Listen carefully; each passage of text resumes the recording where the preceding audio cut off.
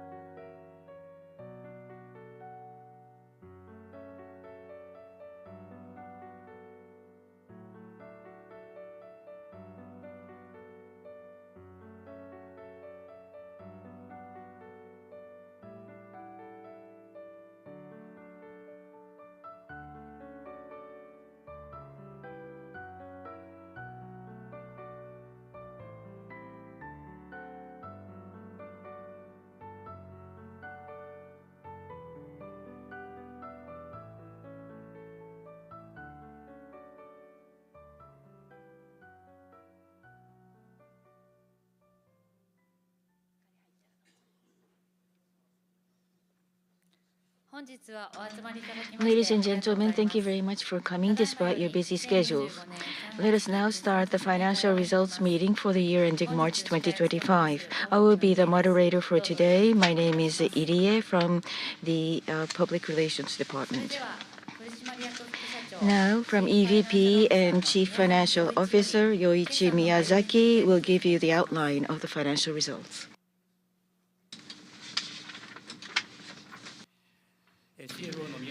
I'm Miyazaki, CFO. I would like to express our heartfelt appreciation to our customers around the world who chose us, as well as shareholders, dealers, and suppliers who support us. So first, I would like to tell you the summary. Our operating income for the fiscal year ended March 2025 was 4.8 trillion yen. This high level of operating income was secured through the effects of price revisions and expansion of value chain profits, while advancing comprehensive investments that led to the future and reinforcing our operating foundation.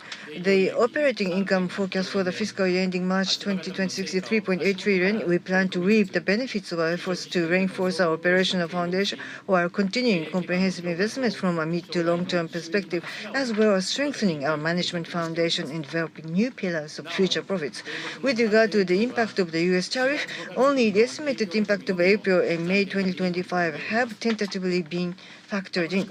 As for shareholder returns, the full-year dividend for the fiscal year ended March 2025 is 90 yen, an increase of 15 yen compared to the previous fiscal year. The forecast full-year dividend for fiscal year ending March 2026 will be increased by 5 yen compared to the previous year, reaching 95 yen. Even in the face of declining profits, we will continue our efforts to maintain a policy of stable dividend increase that reward our long-term shareholders.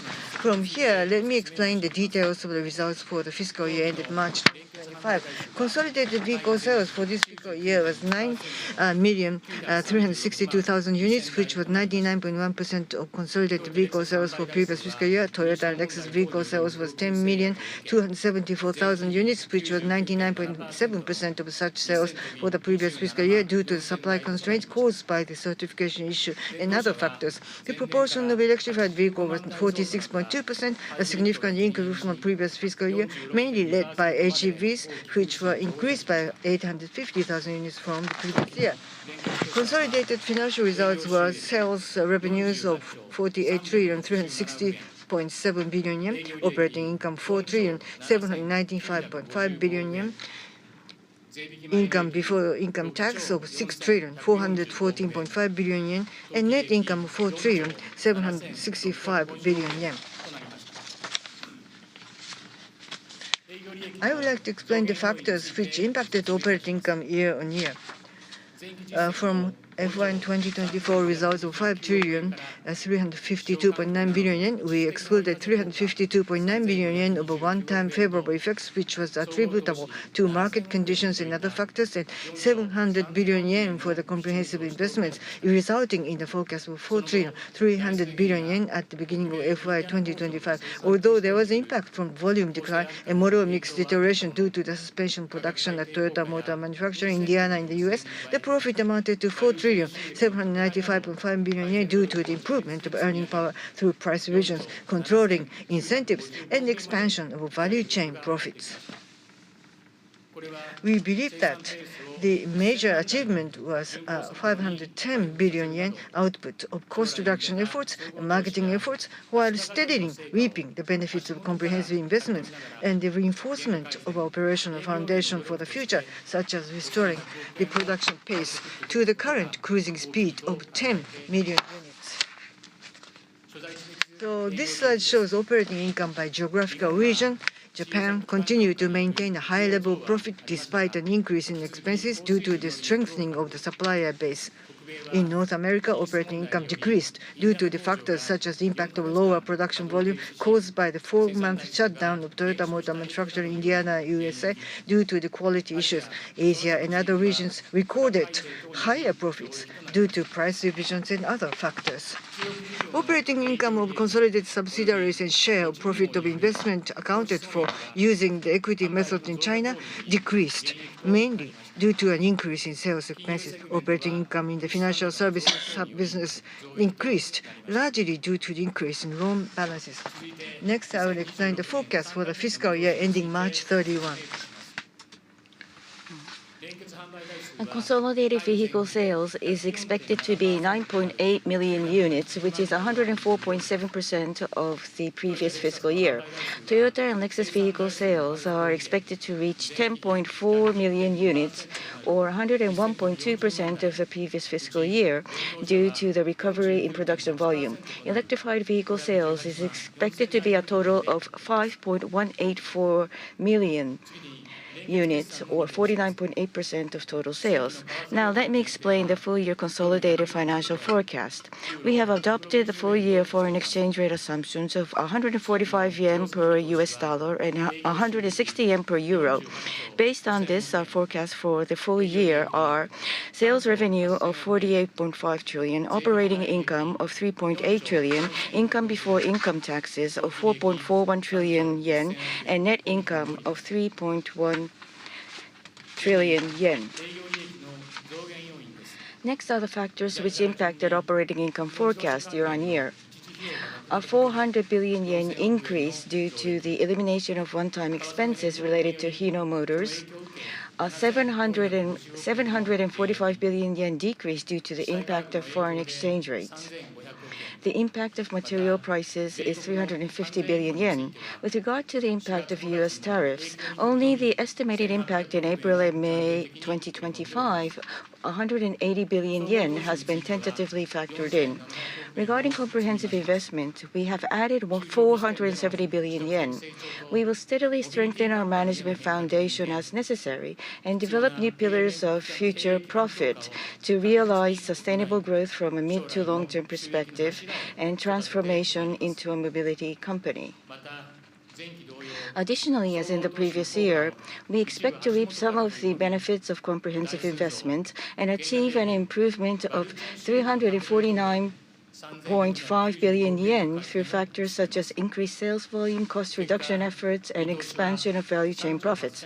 As a result, the current forecast is 3,800 billion yen, but we will use this as a starting point for future improvements. I will explain Toyota's profit structure. In the past, as a result of pursuing a management style focused on quantitative targets, we faced an extremely severe situation during the 2009 Lehman shock, where we fell into a deficit of 461 billion yen and were left with only 1.5 trillion yen in cash on hand.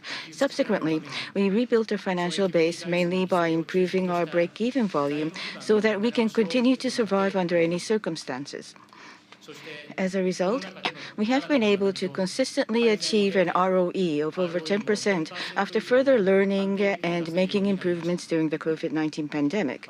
Additionally, we have significantly improved profitability, increasing the marginal profit per unit by approximately 1.6 times. The first driving force behind this improvement was product and region-centered management. We have been developing ever better cars tailored to each region, expanded the Toyota and Lexus lineup, and nurtured GR as a new brand. And this has allowed us to increase the average unit price, reduce incentives, and carefully sell each ever better car. The second driving force was the implementation of a Toyota Strength TPS, a Toyota Production System, and cost reduction efforts. Since the COVID-19 pandemic, we have returned a cumulative 3.7 trillion yen on a non-consolidated basis to suppliers while working together with our stakeholders to further enhance our cost competitiveness. We believe that these efforts are reflected in the results of the fiscal year ended March 2025, as explained at the beginning of this meeting. Another newly emerging presence that is becoming a pillar of our financial foundation is the value chain. The bar chart shows operating income by business. Compared to the fluctuating profits from new vehicles, value chain profits, such as those from parts and finance, has been steadily expanding at a pace of 150 billion yen annually over the past several years. The full-year forecast shows that it will expand to more than 2 trillion yen. We plan to further enhance the value of our 150 million units in operation, which is our strength, through expanding maintenance services, strengthening our connection with finance and insurance by connected technologies, as well as expanding the used car business and accessories business. In addition to this, we will also leverage software-defined vehicles and expand profit from new products and services created by working together with outside partners in woven cities. And this long-term stable financial foundation is the base of our group vision, inventing our path forward together. As a result of these efforts, we intend to expand and stabilize earnings, especially in the asset business, which is less susceptible to market and economic conditions, and achieve a business structure that allows us to reduce the amount of capital required to prepare for profit fluctuations. On top of that, we intend to increase the flexibility of our capital policy, focusing on returns to shareholders, including such things as further acceleration of stable dividend increases. An ROE of 20% was set as an indicator to measure the progress of this transformation of our business structure and capital structure towards a mobility company. The next section explains shareholder returns. Our dividend policy is to increase dividends in a stable and continuous manner in order to reward our long-term shareholders. Despite a decrease in profit for the fiscal year ended March 2025, we have decided to pay a full-year dividend of 90 yen, an increase of 15 yen from the previous fiscal year, as announced. For the fiscal year ended March 2026, despite the difficulties in anticipating the business outlook due to the impact of U.S. tariff impacts and other factors, the full-year dividend forecast is 95 yen per share, an increase of 5 yen from the previous fiscal year. We have not set year-end share repurchase budget. However, depending on the stock price level and other factors, and the need to respond to requests to sell our shares, we will continue to flexibly implement share repurchases in the future. Lastly, Toyota alone cannot achieve structural reform of our business going forward. We will work together with our stakeholders with their support. This concludes my explanation of the financial results.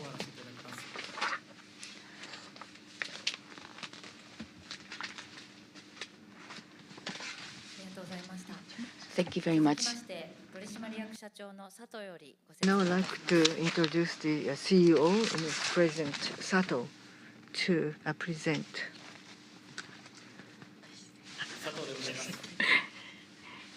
Hello, everyone. This is Sato speaking. In the last fiscal year, we were able to deliver many vehicles to customers by demonstrating our on-site capabilities, even as certification issues, recalls, and disasters continue to impact production. I would like to express the company's sincere gratitude to our Toyota, Lexus, and GR customers, as well as to our suppliers and dealers who worked hard to adapt to fluctuations.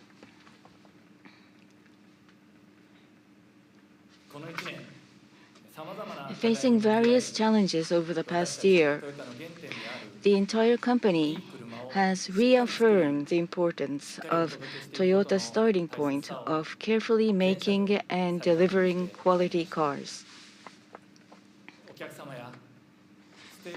We will continue to build each car with careful attention to safety and quality to demonstrate gratitude to our customers and all our stakeholders through our actions. Currently, the environment surrounding the automobile industry, including trade relations, is extremely flux.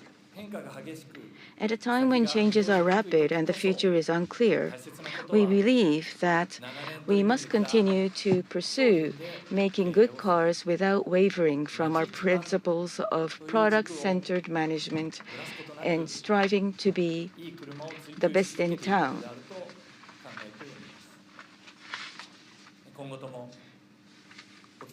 We will continue to establish development and production systems tailored to each region so that we can respond to the needs of our customers from up close and deliver cars on time.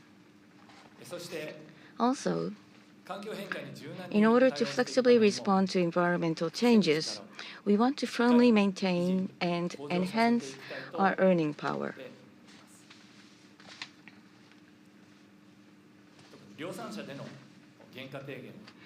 In particular, reducing costs in mass vehicle production is an exercise not only increasing current earning power, but also in learning fundamental manufacturing principles and in continuing the evolution of technologies. Toyota's competitiveness spawns from workplaces that pursue productivity and in which members think and act independently. To further strengthen this foundation, this year, we will continue to focus on advancing our initiatives for strengthening our operational base. We will do this by creating environments in which we can demonstrate our on-site capabilities for supporting the production of 10 million cars and our ability to continue taking on diverse challenges for the future. When we first began strengthening our foundations, we were very thorough about safety and quality and followed proper work practices. Our initiatives focused on regaining fundamental car-making strength and extra capacity for taking on challenges, which I think were efforts to stop the bleeding, so to speak. However, these efforts are now shifting to initiatives aimed at sowing seeds for the future. Preventing recurrence of the certification issues has become an opportunity to accelerate workplace-rooted improvements, leading to initiatives to strengthen our company's foundation, including its workplace culture. In the voluntary TPS Jishuken for Certification Work Initiative established by Chairman Toyoda, improvement activities for addressing essential issues are making progress by identifying waste and bottlenecks throughout all processes, from planning and development to production. Centered on the Toyota Production System, or TPS, we are rethinking in a future-oriented way how we work, aiming to shorten lead times. We intend to expand this action company-wide toward improving productivity.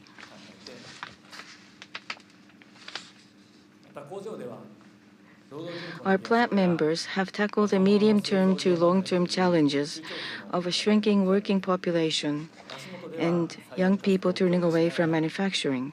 While stepping up recruitment activities, we have improved workplace environments with efforts including measures to combat heat, creating production lines on which our diverse team members can work comfortably, and also by implementing our future production plants project, which looks 50 years into the future.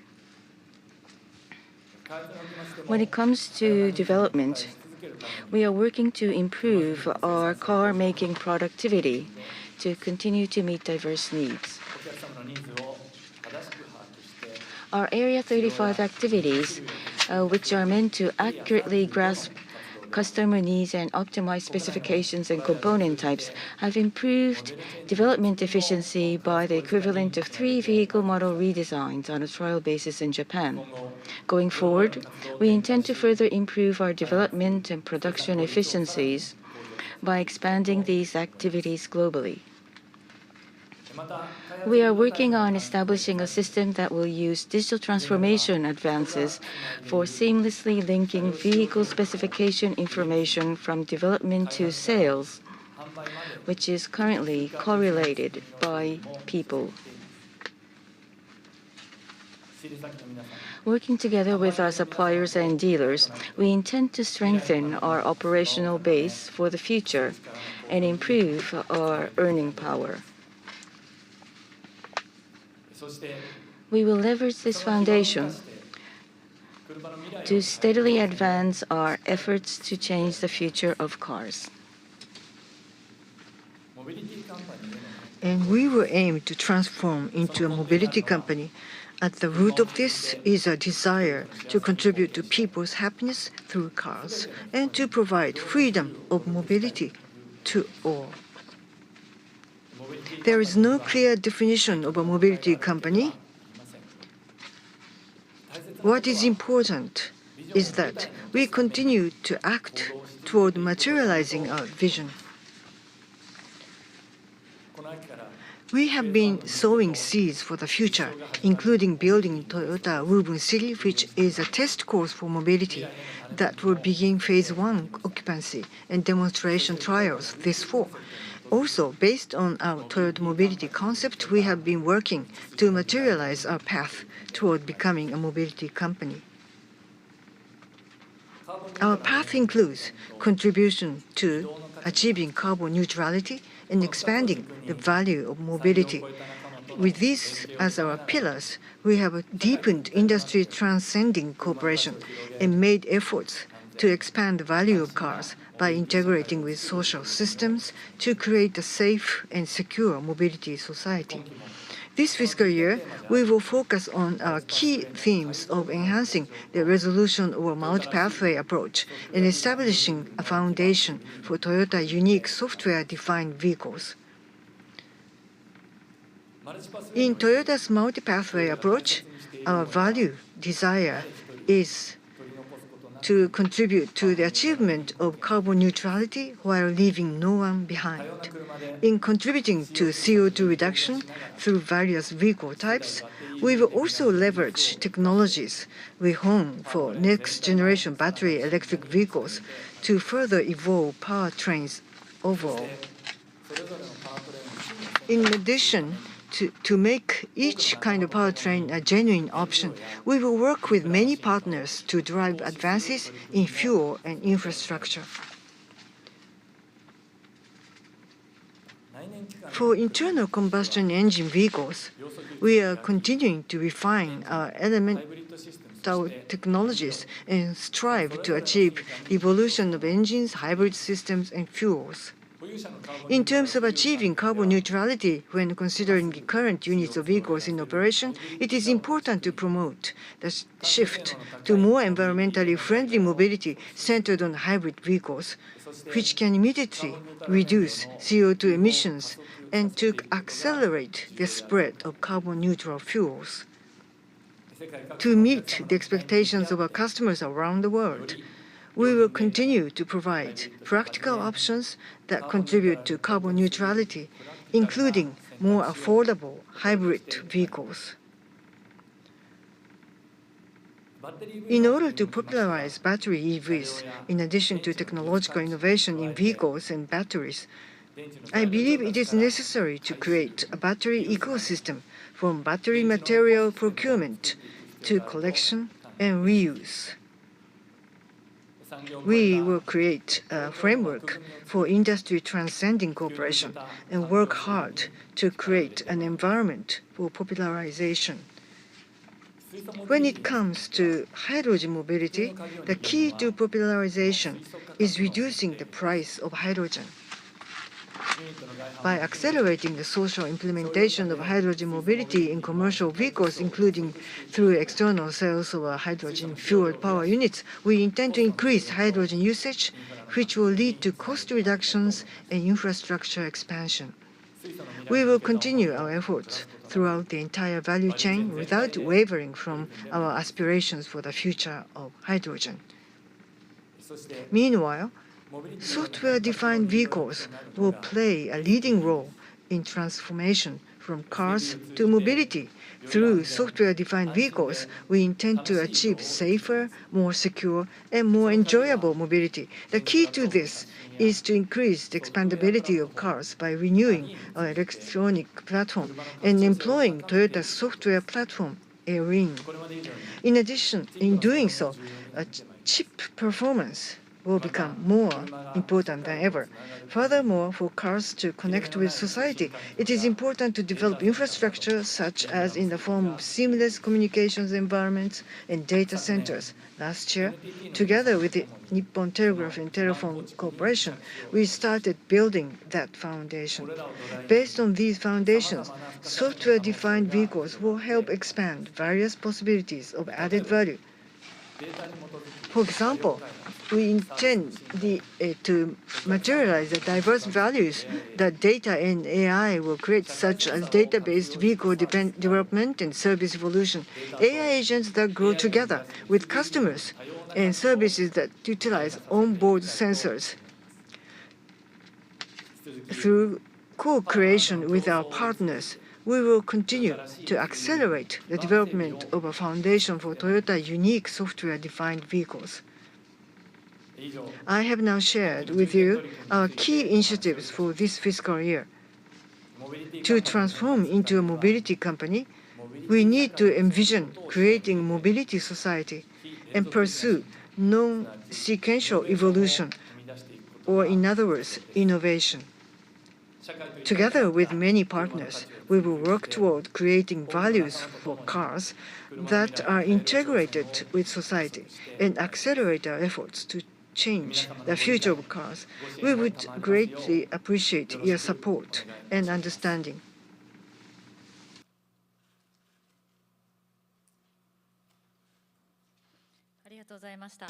Thank you very much.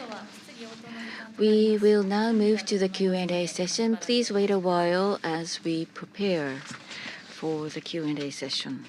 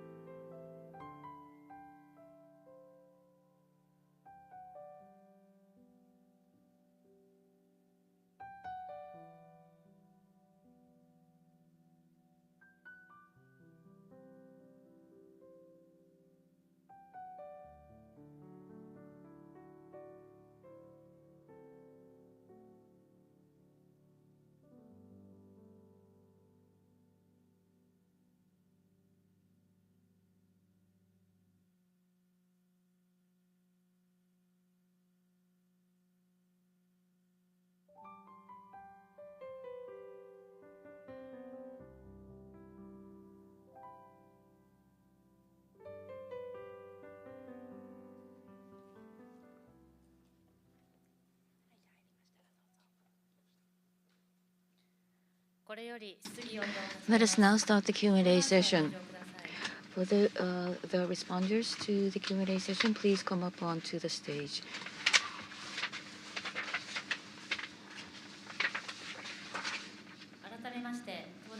Now let me introduce the attendees. First, Koji Sato, Chief Executive Officer. Yoichi Miyazaki, Executive Vice President and Chief Financial Officer.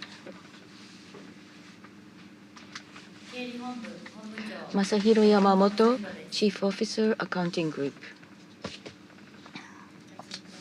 Please take your seats.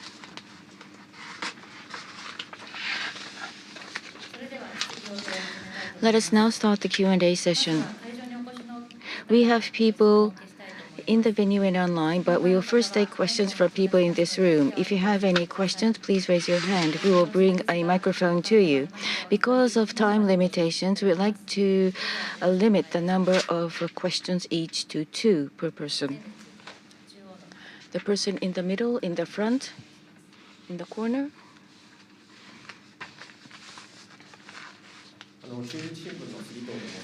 I am Sugito from Chunichi Shimbun. Thank you very much for today. I have 2 questions. The year ending March 2025, about the results. production stopped because of certification, and you are solidifying your foundation.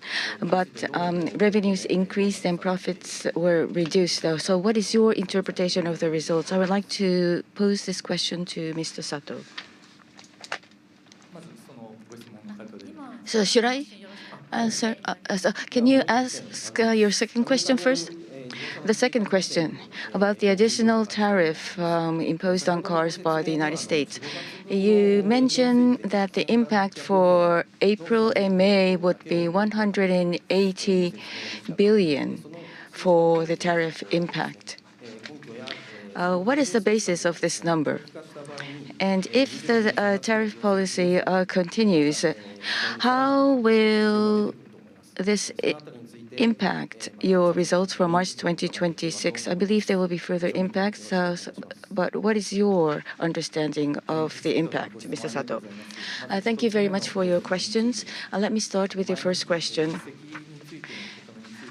About our interpretation of the results for the previous fiscal year, I have 3 points to raise here. First, appreciation to others. As you mentioned, a lot of things happened last year, and globally, many customers utilized our cars, and even when the delivery time is very long, they waited for our cars, and we are very grateful to those customers. That is the number one reason behind the results of the year ending March 2025.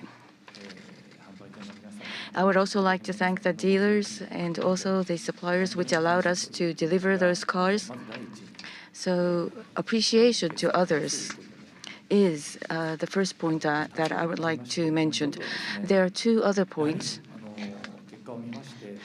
Looking at the results, how important it is to follow the basic principles. Not being able to produce cars was very difficult for us.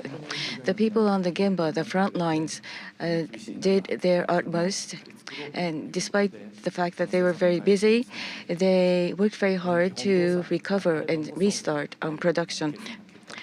And those efforts led to the financial results of last year. That is the second point.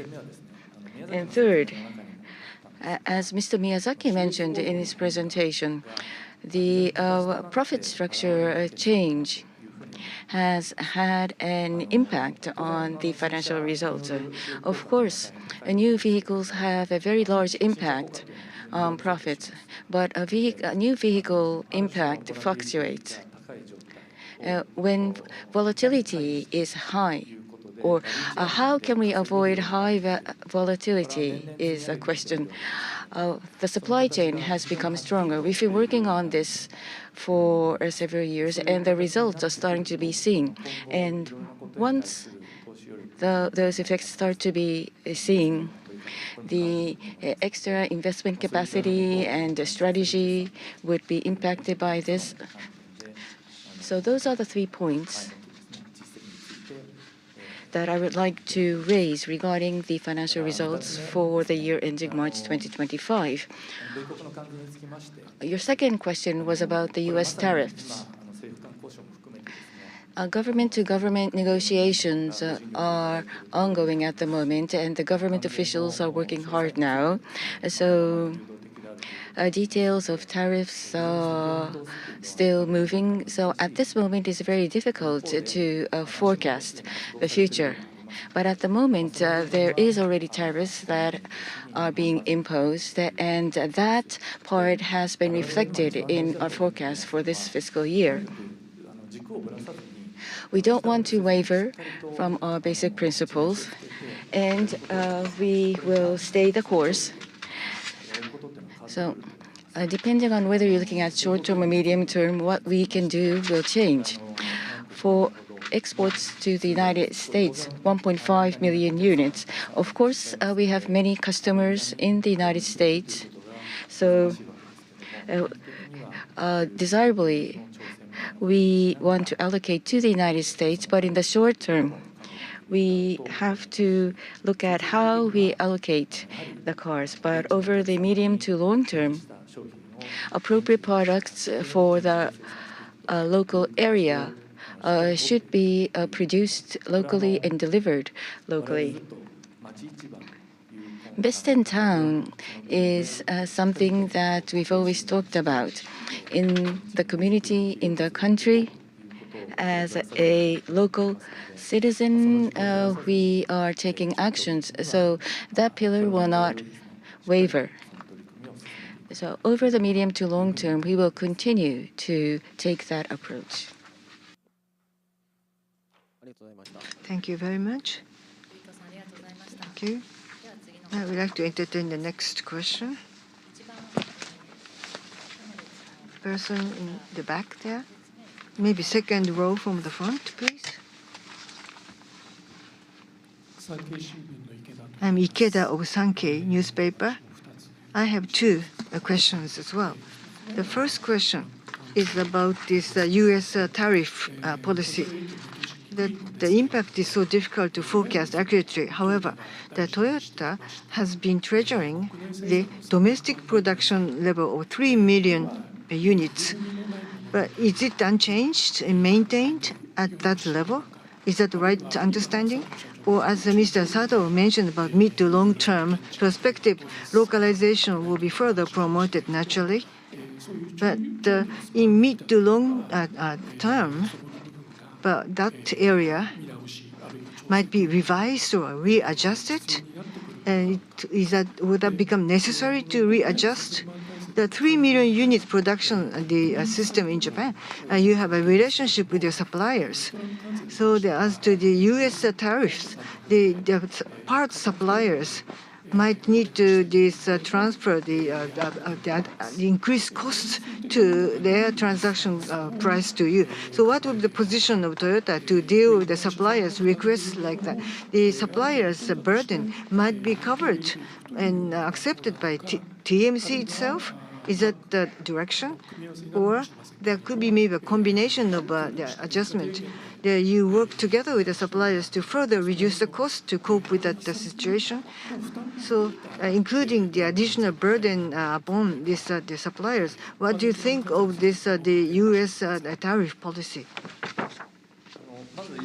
So, at the beginning, as the domestic production policy and aspirations, that's my first point I'd like to mention. And Mr. Miyazaki will add as to the substance to respond to your question. So actually, domestic production has a significance here in Japan. We should never forget that. It should be unchanged. We like to maintain that level. However, because domestic production and supply chain should be ensured and protected, and by continuing export, we will earn the foreign currency, and by the earned foreign currency, Japan can purchase the energy necessary for the Japanese domestic activities and transactions.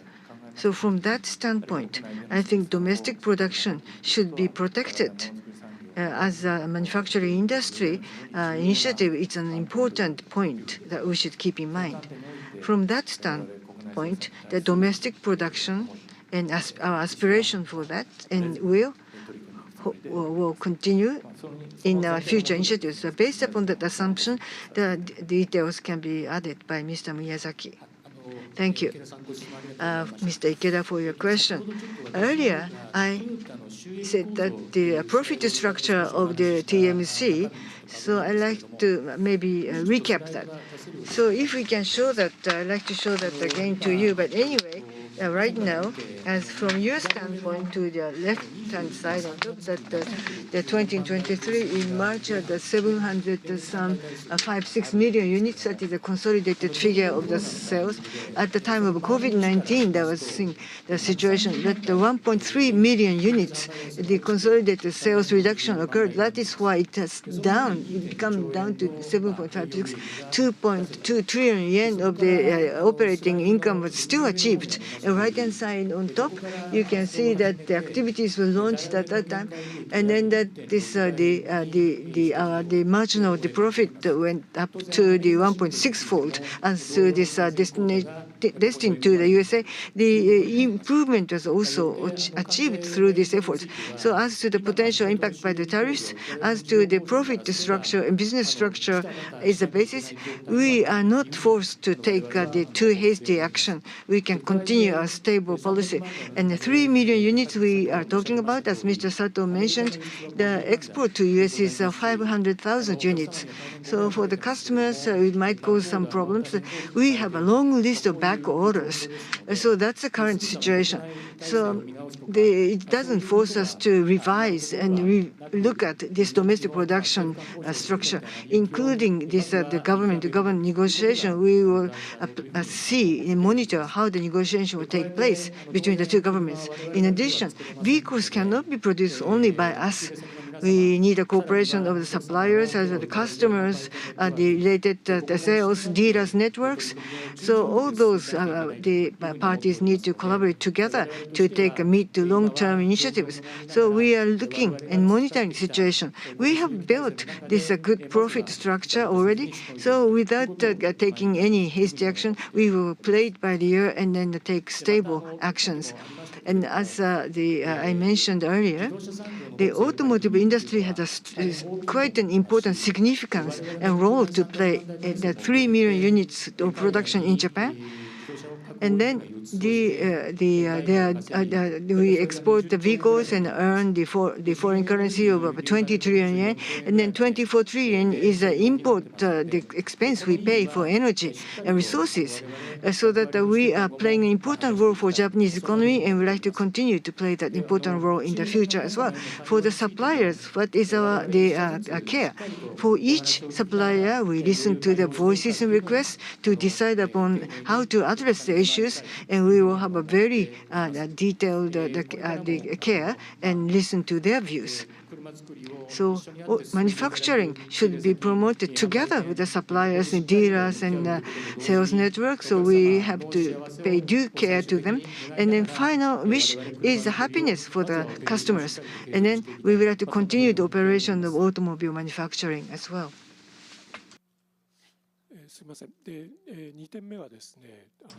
The second point is the operating profit forecast that you just showed us. About the U.S. business is my question.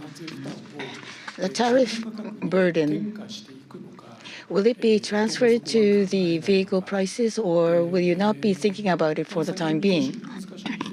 I understand it will be difficult to make a forecast, but in the profits that you have forecast,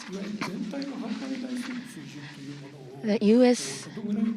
What is the U.S. sales volume that you assumed?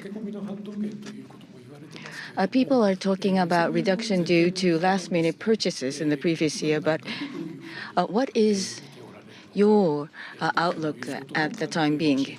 So tell us about the relationship with the forecast. So I think it's a question of how to look at the sales volume, but when we plan or do a sales plan,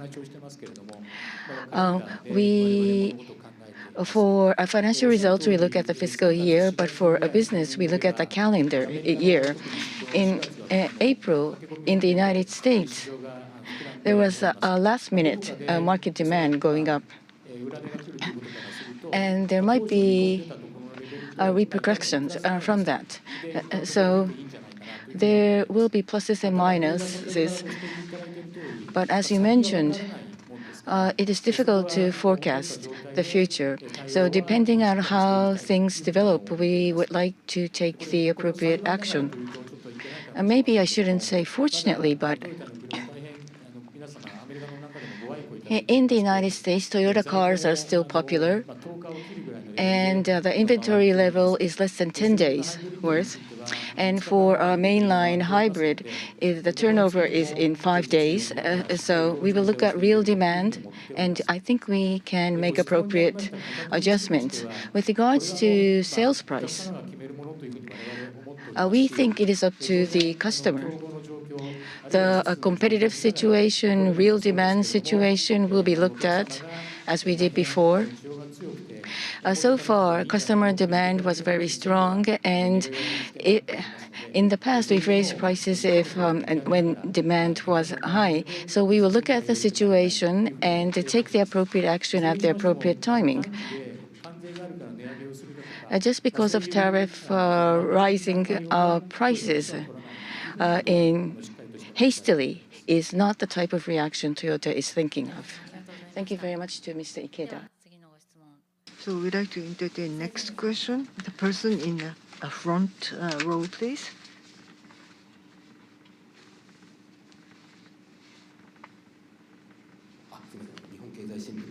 Yao of Nihon Keizai Shimbun. I have 2 questions as well. This similar question about the U.S. The tax policy, tariff policy. In the future, will that have impact upon your future business? As now, how do you analyze and look at that potential impact, short term versus long and mid term, the countermeasures? But this tariff new policy, is that, do you think, a transient one-time change? Or for your U.S. business, is that going to be the more long-lasting impact for your business? Could you please comment on the future outlook? The second question is about 3 million units of the volume to be maintained in Japan. But to maintain that level, how do you intend to take actions and measures? Because to the U.S. import means increased cost incurred. So that maybe you increase the export to other regions or sell more in domestic market. What are those measures that you're thinking about in order to maintain the 3 million units of production volume in Japan? Thank you for your question, Mr. Yao. Let me repeat some of the points. But Toyota wants to be the best in town. That's a motto, to be locally based company. So that the main axis is that even though the U.S. tariff policy might change, our axis and policy will not change.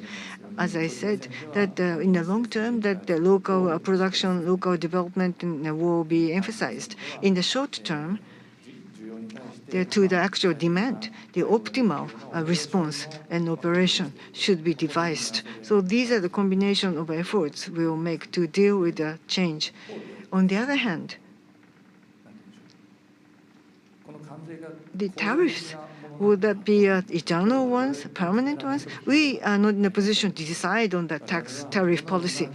So whatever the situation will change, we like to be flexible to deal with, and then we will maintain our basic pillar and policy on the course, and then deal with the situation. 3 million units of volume maintained in Japan. To do that, as I said, we should strengthen our foundation. That is a strong activity. To maintain the domestic production level, that the strong foundation is crucial. In other words, so-called supplementary efforts, we support and invest for the suppliers, but it's not that to return the money back to them, but rather in order for them to further improve the productivity and have a spare room, we just work so closely with the suppliers. It's a work together. So we now have the high level of the production operation in place. So maybe the people in the field, the workplace might not have enough energy or the spare capacity to improve further. So we should give them the spare room and energy and capacity so that they can work better. So we will create a good climate and environment for them to do that. So it's not just a funding support for them and return the money back to them, but in the mid to long term, it will eventually boost our productivity together and further reduce the costs incurred, and then effectiveness will be improved, and then eventually the total competitive edge will be further enhanced. So domestic production level should be maintained. By that protection, we will strengthen our productivity and then competitiveness. And that, I think, is a very important cycle we like to achieve. Thank you very much. Thank you very much to Mr. Yao. In the middle, third from the front row. Kawaguchi from Nikkan Kogyo. Except for tariff impact, fiscal 2025, what kind of year will it be? How do you position this year? A major transformation in a century. It's been several years since this has been discussed, and diversification and localization. You are working on these, but how is business going to be this year towards 2030? And my second question is about earning power. On the hybrid side, profitability is almost equal to gasoline cars. I think it was last year that Mr. Miyazaki talked about 5 million hybrid vehicles.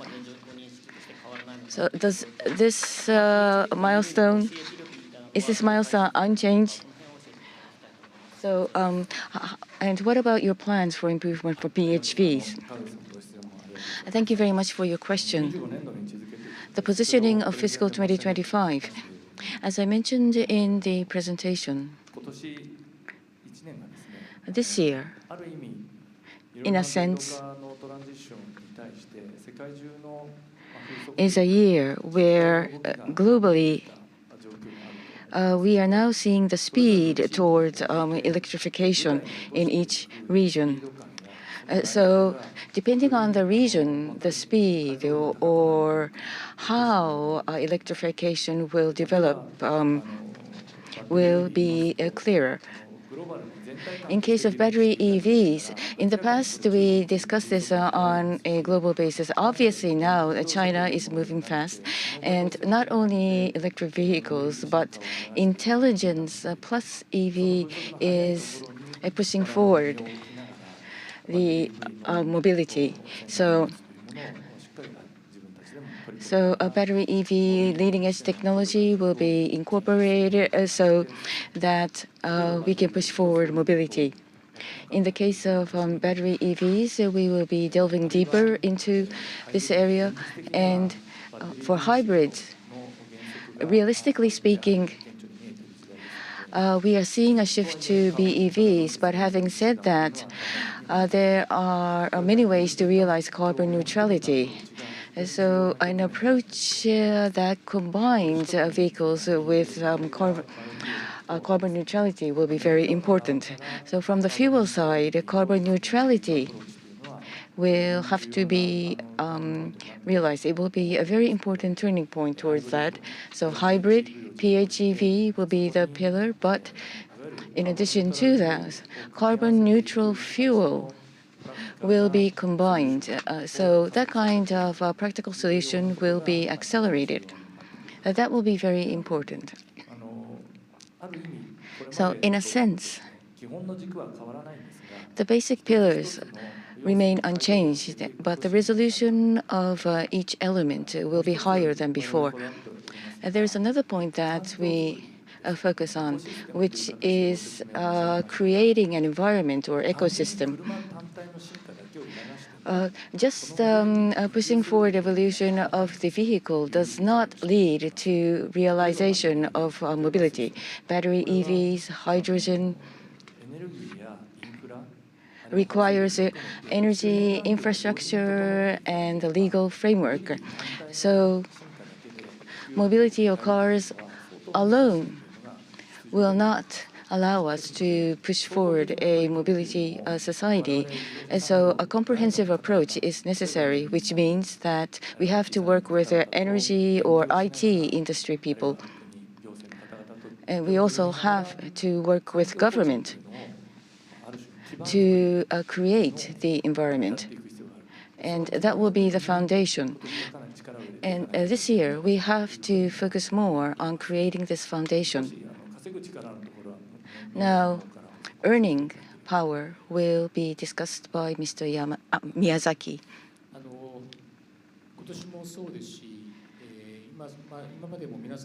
So, in the past and this year, as everybody is pointing out, it is the future is unclear, uncertain. But in this environment, what we have to do is to make sure we continue to produce making happiness for all. So maintaining 3 million in Japan and full operation of overseas plants is necessary, and we have to make sure we continue to produce ever better cars. Going back to the basics and doing what we have to do is what we will do in 2025. For this year's forecast, 3.8 trillion will be the starting point, but from here we want to build up so that we can realize more. I mentioned 3.8 trillion, but tariff, except for tariff and exchange rate, it will be 1 trillion. That would be 1 trillion. So 4.8 trillion in earning power is something that we can realize. So how to step up from there is something that we want to think about. We need to create products that meet the real demand of our customers. For hybrid vehicles, I mentioned before that real demand is very strong. So initially in 2026, 5 million production was something that I mentioned, and I talked about bringing this plan forward. But after that, we decided to focus on strengthening the foundation. So we stopped for a while to reorganize development and production. So for hybrids, last year, as was mentioned before, plus 850,000 compared to the previous year is what we realized. But this year, we expect a growth of 5%. So 4.7 million is what we expect. So the original 2026 numbers is the plan that we had, but how to front forward that plan is something that we will continue to work on, and we want to accumulate our earning power as we do so. And about PHEVs, as we have continued to decrease on cost, other variation units, I believe, will be able to produce profits. I will be repeating myself, but we will do what we have to do now, and we want to further strengthen our earning power.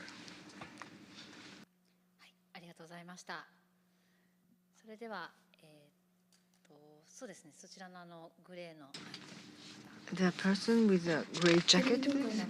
I'm Arai of TV Tokyo. I have a question to Mr. Sato. Two questions. One is that the target, the production volume of this year, that the external environment is getting difficult, but the 10 million units have been already mentioned. 6 months ago, Mr. Miyazaki said the production plan has been prepared, and the OEM has a duty to steadily produce according to the target. But in the more difficult environment, the 10 million units were still launched. What's the purpose of this 10 million units announced? The group collaboration, the way it should be, that's my second question. The Toyota Industries is now talked about that to go private. So the Toyota Group, you have a policy-based cross-shareholding. So the way the Toyota Group's the structure should be, the way it should be, what do you think of, including the potential rumor about the Toyota Industry going private?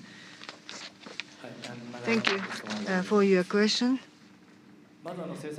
So about the production, the volume, 10 million units announced, and what's the aspiration for that? Well, compared to the previous term that the actual performance showed, you produce steadily and properly. That is a basis, an important factor to maintain the profitability. So we focused in the last 1 year to further strengthen foundation. What is the means of the 10 million units? We work so hard to strengthen the foundation. And as the outcome, results, and the fruit has been cropped. In other words, the production has become stabilized, and produce a high-quality vehicle and deliver that to our users. That's one of the important targets for us. for example, but the investment, the total comprehensive investment for human capital in the last several years, for example, includes in the production line, the operation might stop. Sometimes you need a maintenance work, or sometimes frequent repair might be necessary in some of the facilities. So maybe upgrading and the investment for that is quite important, and it's a big investment as well. So frequently the production line had to be stopped, but now it doesn't have to be stopped. It's a Kaizen improvement which has been achieved in the last several years. So you don't have to stop this production line. That is a better efficiency of the production. So that kind of this in advance investment has borne good fruit, and then you could have a very good quality and the efficient production, which has shown this strengthened foundation. That is the basis, and that's why we are still quite aware of this unit's target. And that units are so important to support and protect our supply chain. From that standpoint, we put it as a threshold and the target. And then we like to continue our efforts so that we can continue to steadily produce high-quality vehicles. And second point is a collaboration among the Toyota group of companies. And of course, we like to transform to a mobility company. That's a grand aim. And an entire group is trying to become a mobility company. And then that's a challenge, common challenge for all of us. How should we be prepared and what kind of formation we need to achieve this goal? I personally feel that the productivity and the efficiency should be improved. Then there's a vertical integration might be better. It's more efficient to have that vertical, integrated organization. But we aim at the long-term, annular-based growth, so that the automotive industry should continue to track this growth path. So in that sense, each company within the Toyota Group should have its own strength. Within the group, what is the strength of that company within the entire Toyota Group? And then that the significance and meaning is quite important. We are the vehicle supplier. That is a TMC. But the TMC, the vehicle producer, is supported by different domains, and each member company has its own the aspiration to achieve a certain goal. And the CEO of each group of the group companies, I think, are trying to set those goals. Of course, I'm CEO of the Mr. Toyoda is the leader, the chairman of the entire group, and his message and aspiration is the basis of our efforts, and we will continue discussion within our group. The Toyota, the industries and how it's positioned. Of course, it's the original company of the TMC. So it's a very important company historically, and within the TMC group, that is very important to do the forklift as well as the engine and other businesses as well. So it's the important one of the important companies within the group. So their position stays the same. May I clarify one point? 10 million units, the target you said. The now external environment is deteriorating. You produce 10 million units, and do you have outlook of global economy that you can still sell these many vehicles you intend to produce? Maybe Mr. Miyazaki can add, but the outlook of the global economy, we cannot define the global economic outlook. However, we have a regional headquarters system, and in each region we have a CEO, and we discuss the global economy and the regional economic outlook to come to our overall outlook. So our own outlook-wise, 10 million units. Aim, a goal we'd like to work toward. But it's not just a target, but it's like the basic standard sort of. Of course, it's not really the goal or target we'd like to achieve, so please understand the nature of these 10 million units. And in the past, I already told you, but in many regions, we like to strike a good balance and the good business in each region. That is a strong weapon for a company to achieve the stable business and profitability.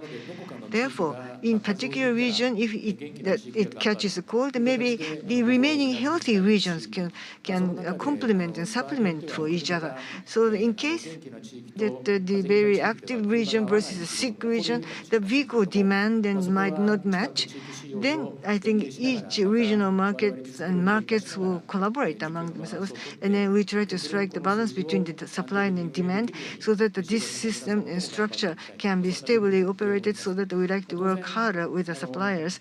Naturally, 10 million units is not the end of it, or we are not aiming at achieving this as a target. We like to build a good car one by one, and eventually it might achieve 10 million units. So we like to give the due care to build a good quality car for each customer and user. Thank you very much. Well, I apologize to the people raising their hand in this venue, but we would like to take questions from people online at this juncture. And then we will come back to this venue again later on. So if you have any questions from online, please use the raise hand button. Please turn on your microphone and camera if you are called upon to speak. Terasaki-san from Best Car. Please turn on your microphone and camera before you speak.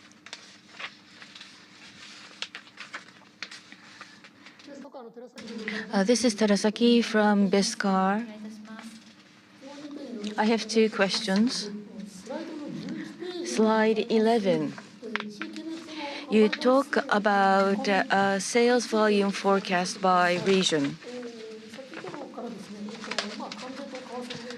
Tariff and exchange rate impact was large. You mentioned 1 trillion yen, I think, but if you look at sales volume to North America, 2.94 million for next year is your forecast. Compared to this year, it is an increase of over 200,000 units.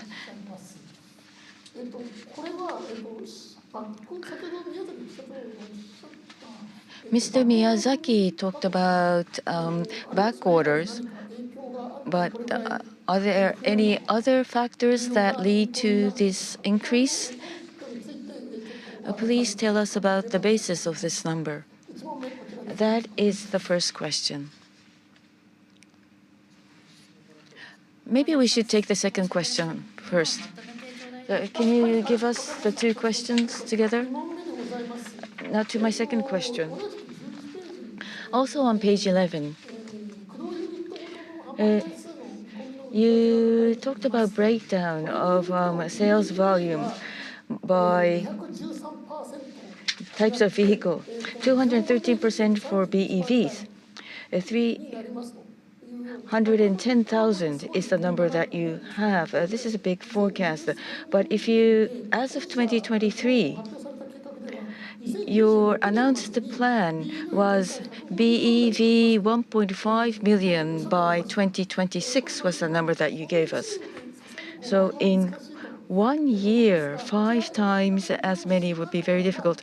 Will you be reviewing your plan? Well, according to media reports, some people say that you have already reviewed the plan, but are you in the process of review? So the question is about BEV sales strategy. That is my second question. Thank you very much to your question, Mr. Terasaki. First, your first question. Last year in North America, as I mentioned in my presentation, the Indiana plant, because of quality issues, had to stop production for a long time. But this year, this factor will be gone. So Indiana factory production will be back to full operation, and for vehicles for which we have back orders, we'll be able to see increase in production. So, but as I mentioned before, there may be many other changes, so we may not have been able to forecast everything. But at this moment, these are the numbers that we have in mind. But as the situation changes, we intend to make adjustments as necessary.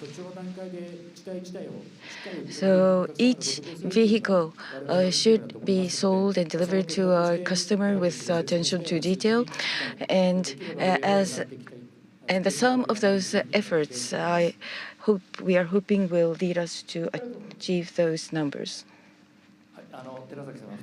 Terasaki-san, to your second question, this is Sato speaking, and I will respond to that second question.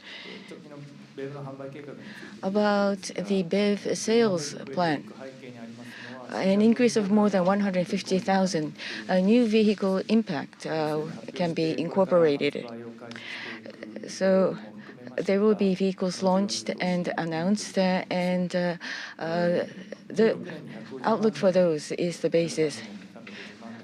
3.5 million in 2030 or 1.5 million in 2026. Those are the numbers that we have announced before, but the basis of our calculation is real demand.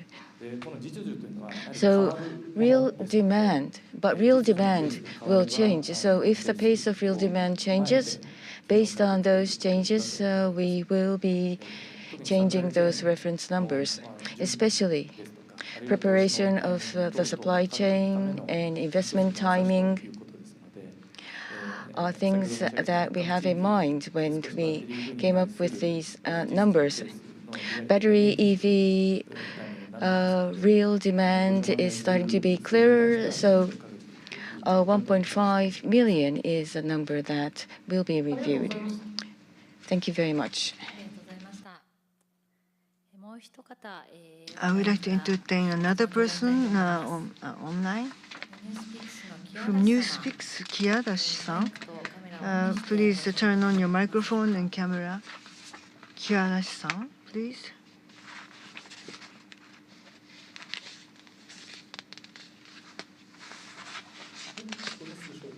Thank you. Can you hear me well? Yes. Thank you. I have a question. About the US and China, I have one question to each country, about each country. The first point is USA. It's a direct question, but earlier you already mentioned that the mid to long term versus the short term, how you prepare yourself to potential tariffs. But in the mid to long term outlook, that you will provide these suitable products to the local customers. It's the best in town. Through the local production. If the tariff will stay permanently, that the production capacity locally should be enhanced, or you might have to build new plants there. Is it possible scenario? And that's my first question. The second question is question about China. So that in the material you talked about China, the year-on-year comparison, 94.1%. There was a number, but in terms of share, in the last several years, the local companies getting strong and you are having difficulty, but you will be emphasizing your effort in China to recover your activity. What's the strategy? Taking into account the change of environment of the competitiveness in Chinese market. So what's your outlook in China? Thank you for your question. But thank you, Kiara-san, for your question. The first is a mid to long-term outlook. Naturally, it's been doing this for some time. In the USA, we have USMCA, which is the local production, the target to increase the local procurement the level according to the rule. And then so local production, local supply, and that the local supply the percentage ratio should be increased steadily from BCP standpoint. If even though some incident occurs that the local production is still possible, not just vehicles but units as well, that the local the production, local procurement should be further promoted. We've been doing this for some time, but because of that, even though the tariff is there, it's not our effort. We've been doing something we should do, and then we steadily perform our duty. That's something we intend to do. As a result, if the things go smoothly, then we might accelerate that action. But as I said, everything is not 100% predictable. Within that uncertainty, we should not sway from one way to other, but we will take a steady one and stay in the course and make a final decision according to this monitoring. As to the China, let me respond on China. Our outlook on China is not one market, but rather the 1.4 billion population in China. We are not in a position to take care of all those people by our business. We are not in that position. So from that standpoint, the local coastal areas, that the big cities, the population we like to target at, that is where we will focus in terms of the segment of Chinese market. So in that sense, naturally, there are local manufacturers and suppliers in China. OEMs are very strong in certain provinces or regions. So Chinese market should be scrutinized in details by region and region. So we should avoid the direct competition. But there are certain lots of areas where we can coexist with the Chinese manufacturers. So in that Chinese situation, of course, that's the market share as well, that the units and volume, the targets were achieved thanks to these suppliers and also the dealers there. As to the profitability in China, which we've been telling you, in a Chinese business, our profitability level is highly evaluated compared to the local competitors. Our level is on par with the Chinese competitors. So that's how we evaluate our Chinese business performance. So our strength should be leveraged further in the future. We announced last month that the development structure will be enhanced in China so that BEV suitable for Chinese customers will be launched, and Lexus brand, Toyota brands will be enhanced and protected further.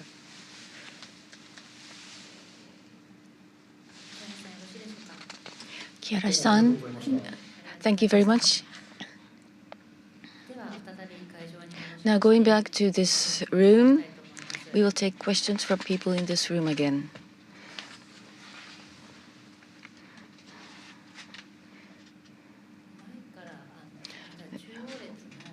In the middle, the person from in the second row.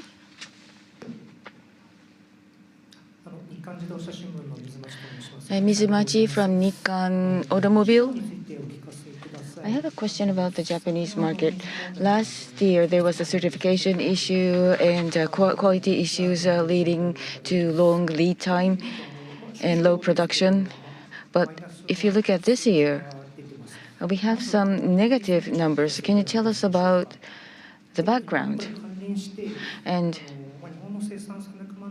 3 million production in Japan. In order to maintain that, at least half of that number should be sold in Japan.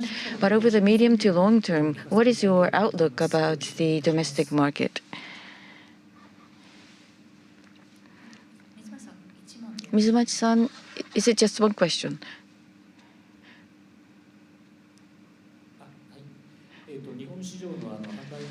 About sales in the Japanese market. Of course, we have a model life cycle. So when you go to the peak, there will be a stable period, and then there are some differences in numbers, but basically we are aiming at 1.5 million being sold. So there is no strong will or background here. In thinking about the model life cycle, we came up with these numbers.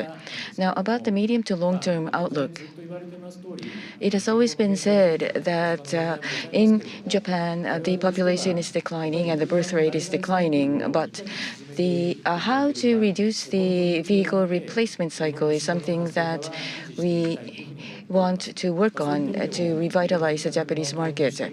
Attractive cars will have to be launched, and in order to make the replacement cycle shorter, we have to work more to sell them in a better way.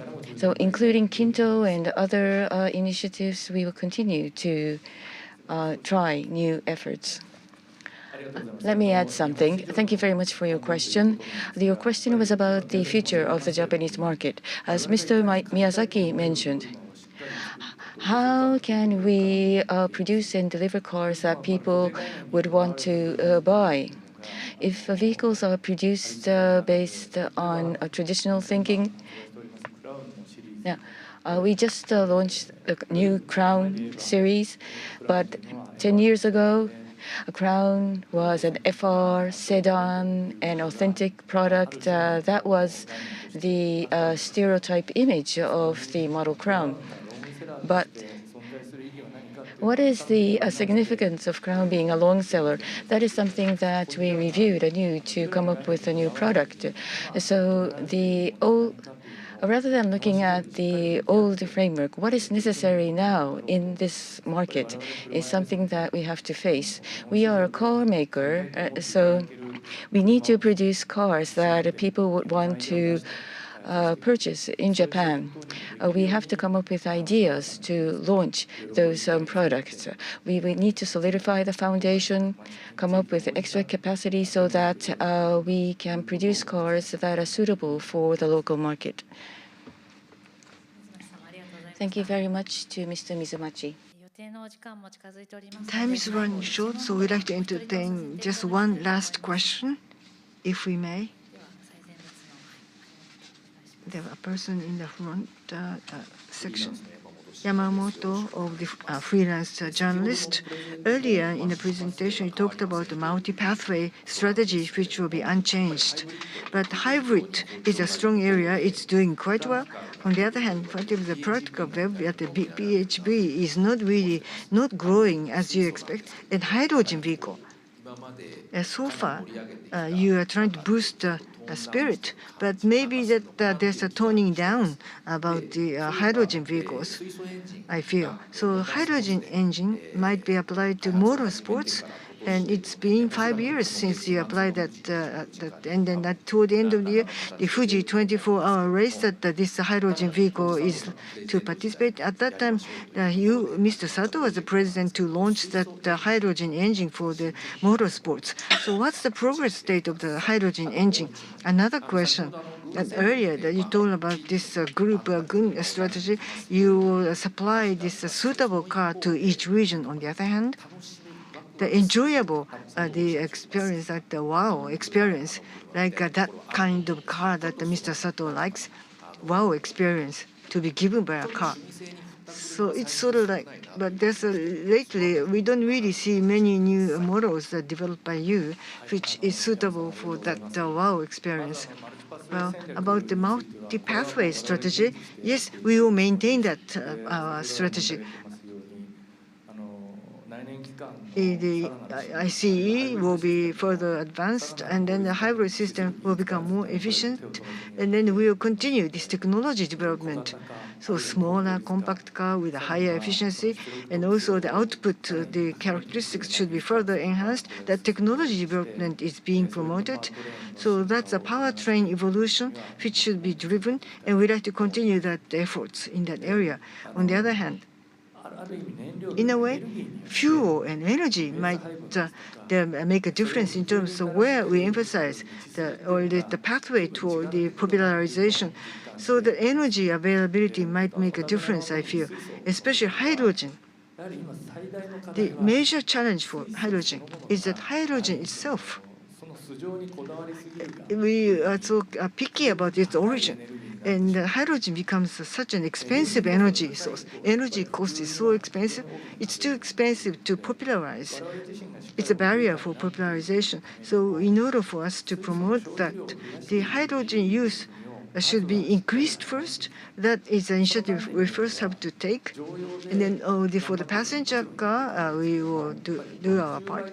But 60 times more the sensitivity for the commercial vehicle. One, the heavy duty truck versus small passenger car, the size or the scale is 60-fold difference. So that we are trying to make efforts in commercial vehicle as well, so that the cost reduction efforts should be made. Then finally, the technology of the hydrogen engine could become quite useful, because hydrogen engine is combustion, the control is already in our in-house technology. So efficiency is one challenge, and another one that the combustion of the hydrogen is the issue, because for the ICE, it's the combustion efficiency could be maybe enhanced by the better hydrogen combustion biofuel, e-fuel, if they are supplied. In the engine technology-wise, because we developed the hydrogen technology, we have a benefit to be enjoyed by that accumulated technology. So hydrogen gives us a clue, starting point, but eventually it will give us the synergy to really lead us to the multi-pathway development. So standalone hydrogen should not be just scrutinized, but that's the starting point to lead us to this synergy of multi-pathway strategy. And so I think we now are seeing the visible sign. So hydrogen is just a kickoff. Of course, liquid hydrogen is one area where we work toward and work harder, and I hope you continue to support us. Our chairman, Toyoda, is driving the car itself, a hydrogen vehicle, and he's a leading figure to promote the hydrogen society. So we would like to realize the hydrogen society, and multiple the simultaneous efforts are needed. So we will never give up to do that, and we like to reassert our strong determination on that. The second point, the car which induces a wow spirit. I appreciate your question. Yes, I agree to you. Exciting vehicle is necessary. The car should be enjoyable. Otherwise, the car is not the car. It will just turn into a commodity. So we have a determination that the car should never be looked at as commodity, so that the function-wise and logical thinking-wise and based upon the left side of the brain, you cannot sell the products based upon the catalog of the vehicles. You just merely change the model switch and have a new design or the engine. It won't sell anymore. So how passionate you are to produce a car which will trigger the sense of wow in you. Of course, you have to be a sharp feeling to have an appealing car. It's not just a sports car. For the ordinary cars as well, you have to instill your passion to appeal to the customer, to their heart, so that I think each project team should share that sense. And I'm encouraging all the project team members to build such a car. And we are really encouraging. And that's the way TMC should be. And that's my passion. And in this fiscal year, we like to work hard to achieve this goal. So to your question, and you are thinking about the model, as time is ripe, we will disclose that the new model to you. But I cannot disclose the name right now today at the press conference. So at another occasion, we hope we could be ready to tell you and announce you this new exciting car. Thank you very much to Mr. Yamamoto. Now it is time, so let us conclude the Q&A sessions. I would like to ask the three gentlemen to stand up. Thank you very much.